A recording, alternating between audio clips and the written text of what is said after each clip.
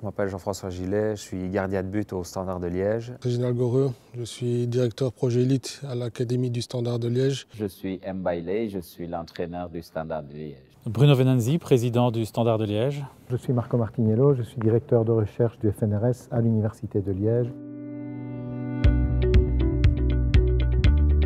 Le racisme dans le foot existe depuis très longtemps, mais il est vrai qu'on en parle beaucoup depuis quelques années. Alors pourquoi ? J'ai l'impression que quand même on remarque en Europe un accroissement des mouvements nationalistes dans la politique, des difficultés économiques qui divisent la population, et dans ce cadre-là, le racisme dans la société est redevenu un thème vraiment d'actualité, et donc les choses qui se produisent dans la société se reflètent aussi dans le football. Le football est le sport le plus populaire, c'est le sport le plus médiatisé, c'est le sport qui, je dirais, intéresse des personnes de tous les milieux sociaux. Et donc ce qui se passe dans le foot reflète des dynamiques sociales à l'extérieur du monde du foot. Et donc ce qui se passe dans le foot a automatiquement un écho extrêmement important. Cela dit, je ne pense pas que le racisme n'existe pas dans d'autres sports. On en parle moins, on le connaît peut-être moins encore, mais je ne vois pas pourquoi il n'y aurait pas de racisme dans d'autres sports, parce que le racisme, c'est un phénomène social. Le racisme ne naît pas dans le monde du football. Il y a du racisme dans le football parce qu'il y a du racisme dans la société et pas l'inverse.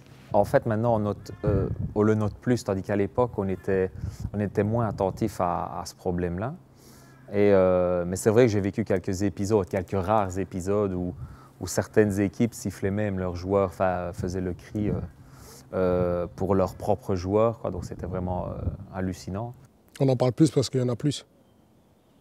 Auparavant, il y avait du racisme, mais beaucoup moins. Et ici, ce qui se passe, je pense que c'est plus une question de jalousie. C'est même pas une question de couleur. Il y a la couleur, il y a la religion, il y a plein de choses qui font que tu peux être raciste. Voilà, ce qui est triste, c'est qu'on joue de ça en match, que ce soit les parents, que ce soit les joueurs entre eux. Et effectivement, quand on va dans le foot amateur, c'est très présent. J'ai moi-même joué au football amateur pendant plusieurs années. Mes enfants ont joué au football et on voit que sur les bords de terrain, c'est très très présent, malheureusement. Mais c'est également présent dans le football professionnel. On entend des cris racistes dans les champs qui ne sont pas seulement le fait d'une personne, mais également repris dans certains clubs, dans certains stades, par des groupes. Il y a ce qu'on appelle un racisme structurel. Souvent, on ne parle que des cris, des chants, et on ne voit pas que, par exemple, dans le championnat belge, sur les 18 entraîneurs, il n'y en a que 2 qui ont des origines africaines. Dans le staff de beaucoup de clubs, on trouve très peu de personnes issues de minorités, de même qu'à la fédération. Dans le corps arbitral, il n'y a pas un seul arbitre d'origine africaine, par exemple. Et donc ça, c'est un racisme qui n'est pas nécessairement voulu, intentionnel, mais qu'on appelle un racisme structurel, c'est-à-dire que les institutions sont faites sans penser que certaines personnes peuvent participer aussi à l'exercice du pouvoir. Et ça, pour moi, c'est beaucoup plus important et beaucoup plus difficile de lutter contre cela que des actes, des chants racistes, par exemple. Parce que là, en principe, nous avons une loi en Belgique qui permettrait de contrer ces phénomènes-là. Cette mixité que l'on voit sur le terrain, on n'arrive pas à le retrouver sur les bancs de touche, on n'arrive pas à le retrouver sur les directions de club. Quand vous allez dans le board de certains clubs, vous ne verrez pas cette mixité. Donc on a un problème, et c'est un problème sociétal. Et par rapport à ça, je pense que je répète, et je reviens à la première, il faut juste regarder quelque chose, c'est la compétence. Après la couleur, le sexe, toutes les choses-là ne doivent pas compter. J'étais entraîneur, ni par chance, c'est par compétence que je suis là. Et quand j'ai été promu entraîneur ici au Standard, la couleur n'a jamais été en ligne de compte parce qu'il fallait juste une personne qui est capable de faire ce boulot. Il y a encore beaucoup de travail à faire, que ce soit dans le football comme dans les autres couches de la société. On le sait, que ce soit par rapport à des nationalités, que ce soit par rapport à des genres. Je pense que simplement le reflet de la pyramide de la société doit être le reflet de la société en général. Et donc on doit voir à des postes, quels qu'ils soient, le reflet de la diversité de la société. Et ça, je pense qu'on a encore du travail, mais on espère que grâce à ce qu'on peut apporter, ça va évoluer positivement. On n'a pas choisi, par exemple, au Standard de Liège, Mbaile parce qu'il est d'origine sénégalaise. On a choisi Mbaile pour ses compétences et c'est pour ça qu'il est là aujourd'hui. Et il n'y a pas de raison que lui ou d'autres personnes aient moins de compétences en fonction de leur origine, leur couleur de peau ou leur genre. Et je pense que c'est cette mentalité-là qu'il faut faire évoluer dans la société.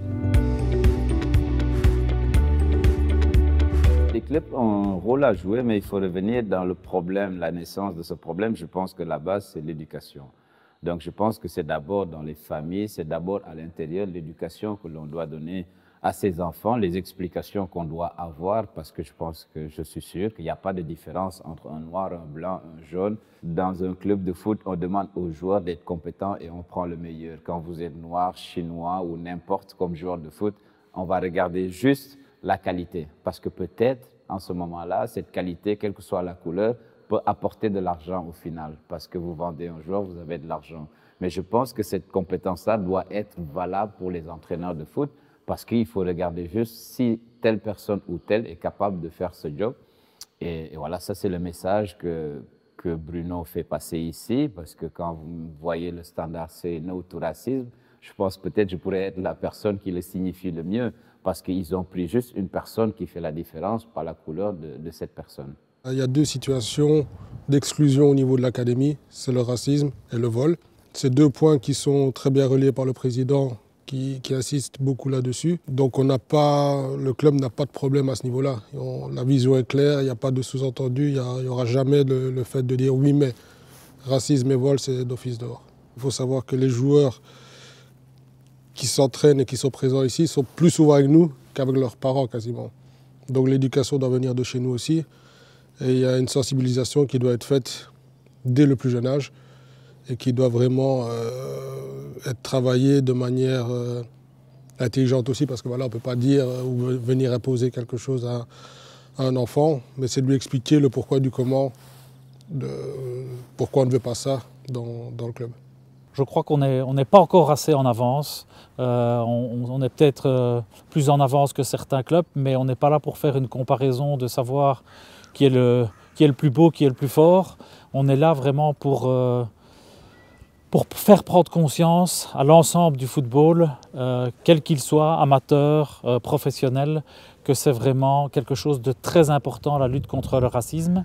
Et il faut qu'on se différencie et il faut que tous les clubs se différencient le plus rapidement possible. Il y a aujourd'hui l'Union belge qui a pris aussi une initiative, une campagne assez importante sur la différenciation en général, avec des relais éducationnels, des relais de conférences, un numéro vert dédié pour tout problème auquel un joueur ou une famille ou des parents pourraient faire face, que ce soit dans le football amateur comme dans le football professionnel. Et je pense que c'est important, que ça doit être promotionné.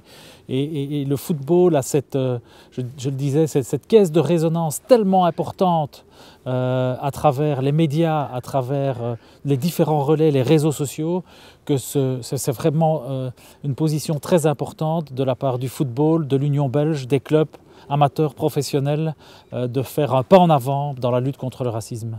On a la chance au Standard de Liège d'avoir des clubs de supporters qui ont été des pionniers dans cette lutte contre le racisme. Et en tant que direction, on ne doit rien leur expliquer. Et ça, c'est un avantage peut-être par rapport à d'autres clubs. Je pense que même le mouvement a été initié par eux.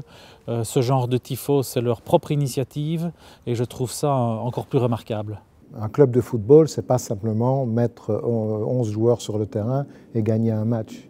Un club de football, c'est aussi une institution importante dans une communauté. Et donc les clubs de football ont un rôle social. Et là-dessus, par exemple, les clubs anglais peuvent peut-être nous apprendre des choses. L'ancrage social des clubs anglais est extrêmement important. Et donc vous avez des clubs qui sont engagés dans la lutte contre la pauvreté, dans le soutien scolaire aux enfants, dans le soutien aux réfugiés, que sais-je encore. Et je pense que, et dans l'éducation, puisque nous voyons les 11 joueurs qui sont en équipe première, mais derrière, il y a des centaines de gamins, souvent de plein d'origines, qui jouent ensemble. Et donc c'est un endroit où une éducation à l'antiracisme peut se faire, certainement. Et je pense qu'au Standard de Liège, On a bien compris ça, mais ce n'est pas le cas dans la plupart des autres clubs de notre championnat. Il y a une loi qui interdit l'incitation à la haine raciale, qui existe en Belgique. Il y a des lois européennes aussi qui peuvent s'appliquer, mais il est vrai que le monde du football a parfois tendance à vouloir résoudre les problèmes à son niveau. C'est-à-dire que ce n'est pas très bien vu dans le monde du foot de faire appel aux lois et aux institutions de la société. On essaye de résoudre les problèmes un peu chez soi. Peut-être qu'il s'agit de défendre aussi une certaine image du foot, mais en tout cas, on en est arrivé parfois à des problèmes importants où un joueur se fait insulter par des milliers de personnes et personne n'a entendu. Comme s'il y avait une difficulté à reconnaître ce phénomène-là. Or, pour lutter contre un phénomène, il faut d'abord le reconnaître, il faut d'abord admettre qu'il existe. Je pense que des avancées sont en train de se produire, mais peut-être qu'on ne va pas encore assez loin et qu'on ne va pas assez vite. C'est quelque chose qu'il faut bannir. Et pour le bannir, il faut des règlements, il faut des actes forts. J'ai souvent dit que dans le monde du football, on préfère parler des gens qui jettent un gobelet de bière ou quelque chose qui peuvent être suspendus, alors que dans des actes racistes dans un stade de foot, des chants racistes ou des personnes qui utilisent des mots qu'on n'utilise pas. Et quand vous voyez les sanctions au final, ça permet à d'autres personnes de le refaire. En Belgique, on a tendance à donner des sanctions que tout le monde peut payer, que tout le monde peut faire. Et dans le sens où vous savez qu'un club risque de perdre des points, ou une personne risque de ne plus revenir dans un stade de foot à vie. Donc là, vous avez des sanctions qui sont dures, sévères, mais justes. Vous avez en Angleterre, il y avait le hooliganisme avant, et aujourd'hui, on ne le trouve pas. Aujourd'hui, vous voyez des stades où les supporters sont proches du terrain, mais vous ne verrez même pas une personne essayer de faire quelque chose qui n'est pas admis dans un stade de foot. Ce qui veut dire que si les sanctions sont fortes, les gens sont prévenus, et il y a beaucoup de gens qui vont y réfléchir à 2 fois avant de dire quelque chose.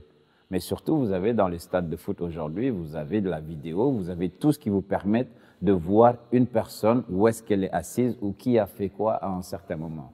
Donc, je pense qu'on a le matériel pour être plus dur, pour être plus sévère.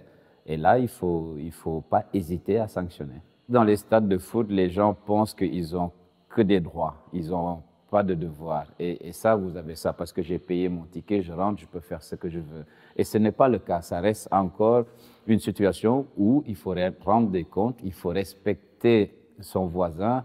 Et ça, peut-être les gens ont du mal à suivre ces règles-là. Le message, c'est la tolérance. Et je pense que souvent, on oublie que la tolérance est signe de respect parce qu'il ne faut pas faire aux autres ce que l'on n'aime pas qu'on vous le fasse. Et je pense qu'en partant de cette base-là, le respect devient réciproque et vous pouvez vous permettre certaines choses. Ça doit faire partie de tout grand club, de tous les clubs en général, mais le Standard fait bien de prendre les devants dans cette lutte au racisme. Face au racisme, il faut une réaction forte, comme l'ont eu les joueurs du PSG lors d'un match en Turquie. Donc ils ont décidé de ne pas remonter sur le terrain après un incident avec un arbitre. Et donc je pense que ça, c'est très important et ça doit être inculqué et ça doit être vraiment promotionné parmi les clubs, de dire que dès qu'un incident voit le jour, une réaction forte. Et quoi de plus fort comme réaction que l'arrêt d'un match ? Malheureusement, je pense que pour faire évoluer les mentalités, il faut encore arriver par un arsenal de sanctions. D'ailleurs, récemment, le conseil d'administration de l'Union belge, et je l'approuve à 200%, a voté des sanctions en cas de chants racistes par des supporters. Ça va jusque l'arrêt de match et la perte des points pour l'équipe dont les supporters se seraient comportés de manière déplacée. Et ça, je pense que c'est très important et que ça permettra de prendre conscience à ces phénomènes de groupe. Il faut commencer à conscientiser les anciennes générations, donc les nôtres, les plus anciennes, les plus jeunes, pour vraiment éduquer nos enfants, nos petits-enfants à se comporter correctement en face d'une différenciation telle qu'elle soit.